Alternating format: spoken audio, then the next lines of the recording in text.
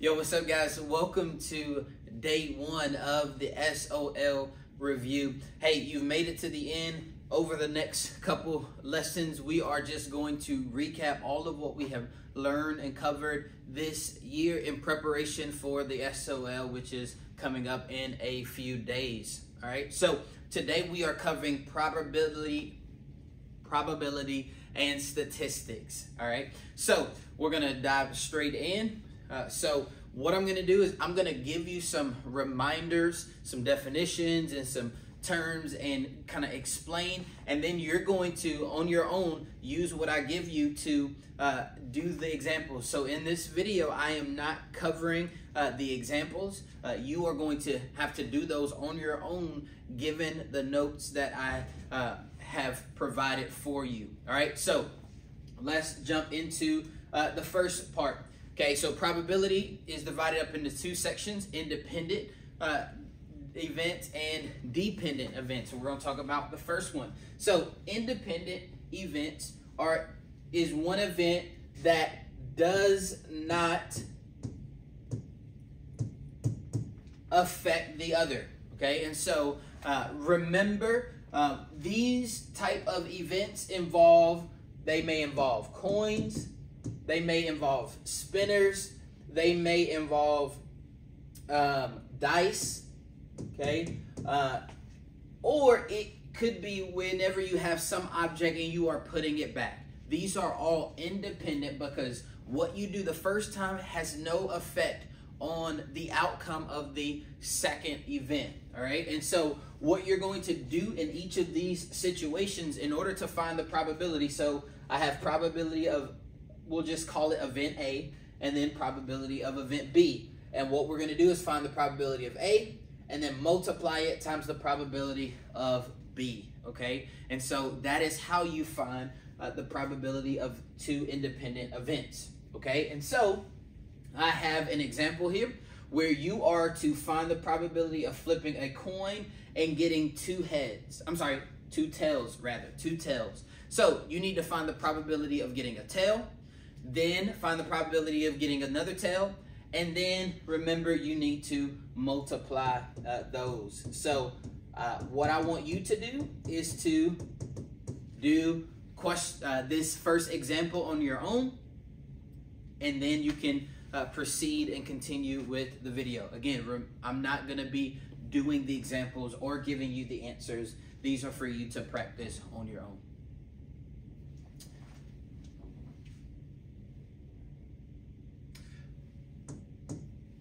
Okay. All right, let's take a look at the next type of events, is dependent events. Dependent events is where the first event does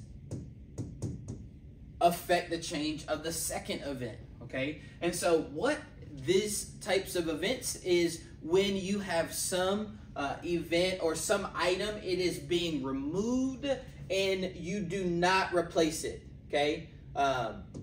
You do not put it back. So whenever you take something out and maybe you eat it, or you take it out and you set it aside, or maybe you are picking some students and that person can no longer be picked, those are always going to change the probability of getting the second event, all right? And so to find that, right, so again, imagine I have two events, A and B, okay? I'm finding the probability of A, and then I'm finding the probability of B after A. And what's going to happen here is the total will change, okay? And it's going to change by, decreasing by 1, right? Because you took something away and you didn't put it back, all right? So I have another example for you. Okay, what is the example of, there are 4 green erasers, 6 yellow erasers. What is the probability that the student will randomly select a yellow, then a green without replacement? Okay, so in this one, you are looking for the probability of getting a yellow, and then a green without replacement. Okay, and so what I want you to do, again, you're going to find the probability of getting a yellow, Then find the probability of getting a green. Remember, you're not replacing it, and multiply those two, and that will give you the probability of those two events. All right, that is probability of independent and dependent events. Okay, now we are moving on to box plots. Okay, box plots. Okay, so we got 5 steps for creating a box plot. The first step is for us to put the numbers in order from least to greatest. So we are putting the numbers in order from least to greatest. Then we are going to find the minimum value and the maximum value. Okay. Again, these minimum and maximum are just my smallest number and then my largest number. Okay. And then I am going to find the median. Okay. Finding the median, again, the median, it just refers to the middle number. So I'm going to find the median. Okay, and you need to remember, if there are 2 numbers in the middle, then you got to add them and divide by 2. Okay, if there's 1 number in the middle, after you do that, once you add them and divide by 2, one of the numbers, the first number is going to go to the lower half, the other number is going to go to the upper half. So if there's 2 numbers in the middle, you add them up, divide by 2, and then one number goes to the left, one number goes to the right. Okay? All right, so step 3 is I'm finding the median. Step 4 is I am going to find the median again. Okay? This time I'm finding the median of the upper half and the median of the lower half. So I'm finding the median of this lower half, and then the median of this upper half. All right? And then step 5 is to plot the 5 points on the number line, okay? And so these are the steps for how you create a box plot, okay? And so what I want you to do now is I want you to create a box plot on this example. So example 3, you are creating a box plot, okay? And you are using the 5 steps that I just gave you, that I just provided, okay? So again, step 1, put the numbers in order from least to greatest.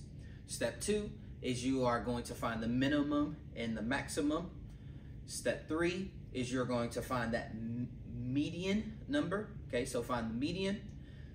Once you find the median, now you have a lower half and an upper half. Then you're going to find the median of the lower half, median of the upper half, okay?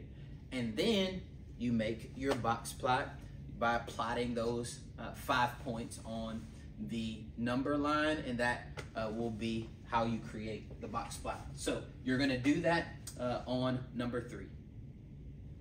All right. After you have done that, I want to just really quickly, some of the problems you're going to see is you're just going to need to be able to identify each of these. And so I want to point out what each of these points are. So when you make your box plot, this is always the minimum number, okay? It is also sometimes called the lower extreme.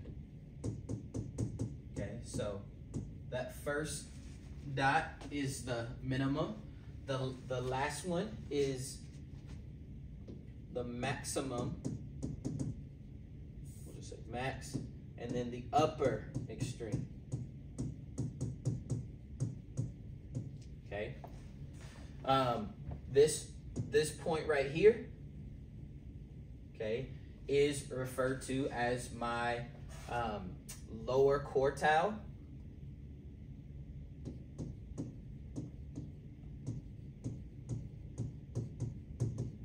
Okay, or Q1 is another name for it. All right, this point right here is my median. And then this point right here is Q3, or also the upper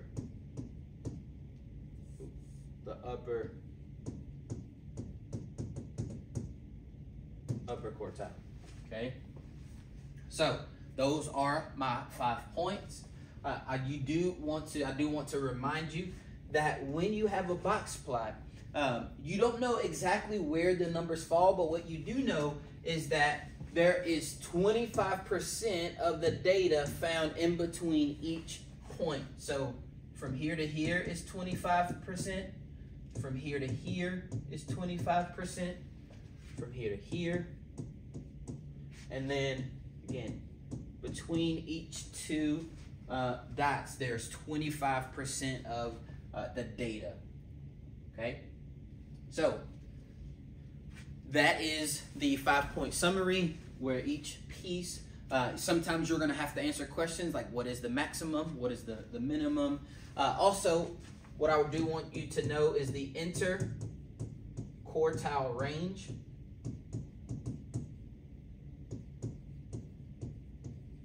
Also referred to as the IQR. To find that, okay,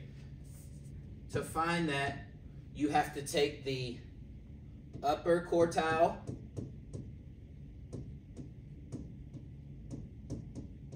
and you subtract the lower quartile.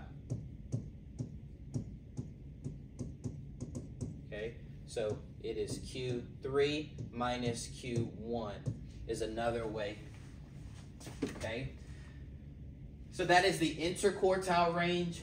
If you are looking for just range, okay, if you're looking for just the range, that's not the interquartile range, then you are doing the max value minus the minimum value.